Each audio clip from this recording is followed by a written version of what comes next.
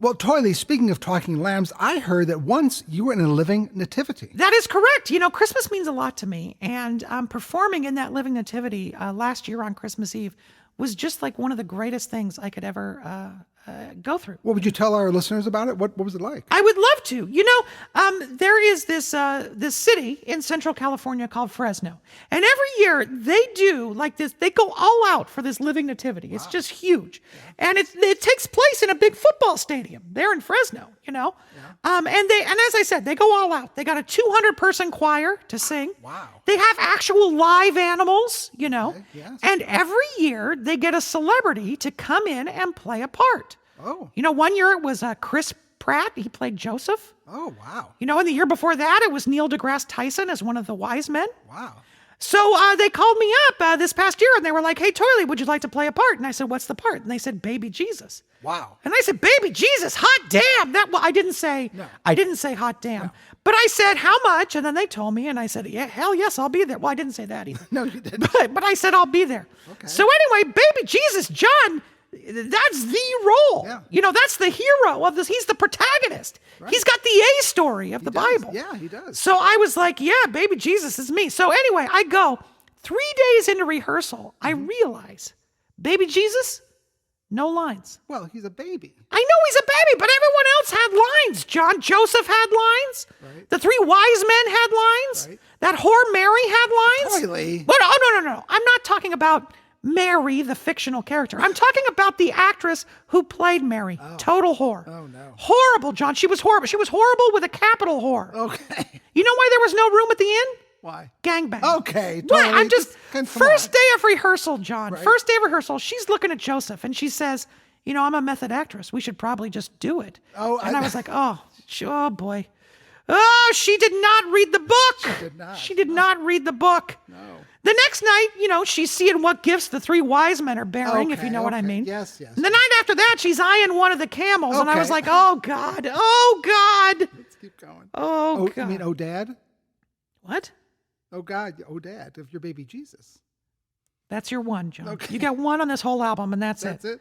So anyway, I go to the director and I say, "Listen, I'm going to have fans coming to this. I need lines." Mm-hmm. And he says, no, Baby Jesus gets no lines. You just lay there in the manger, no monologue or anything.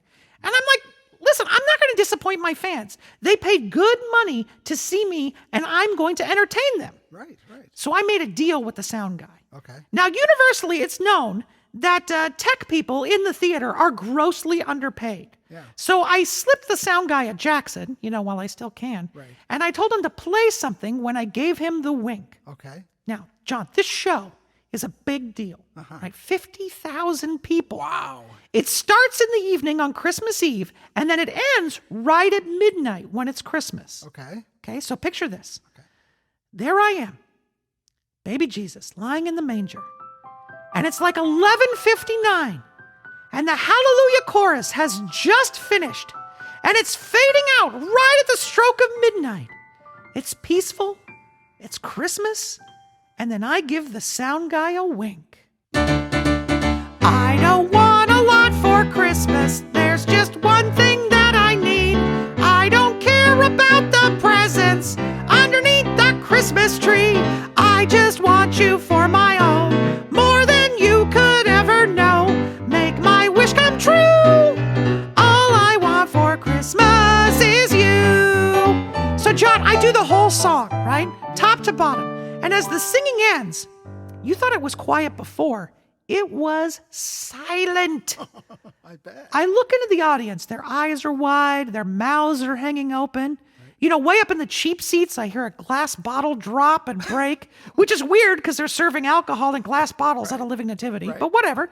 And then I hear some guy in the front row under his breath go, "What the fuck?" They cannot believe it. Sure. They cannot believe that they have just been entertained by a celebrity of my caliber. I rocked that stadium, John. It was like the second coming, literally the second coming, because I was Baby Jesus. Right.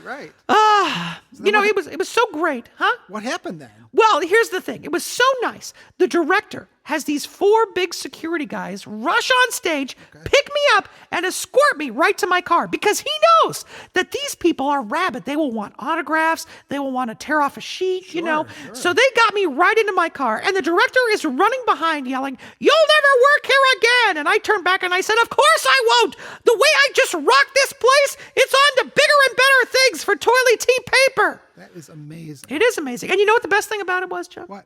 Mary and I dated a few months after that. Okay. Well, I say dated, but anyway, you understand. Okay, Anyway, it was a okay. wonderful time. I bet it was.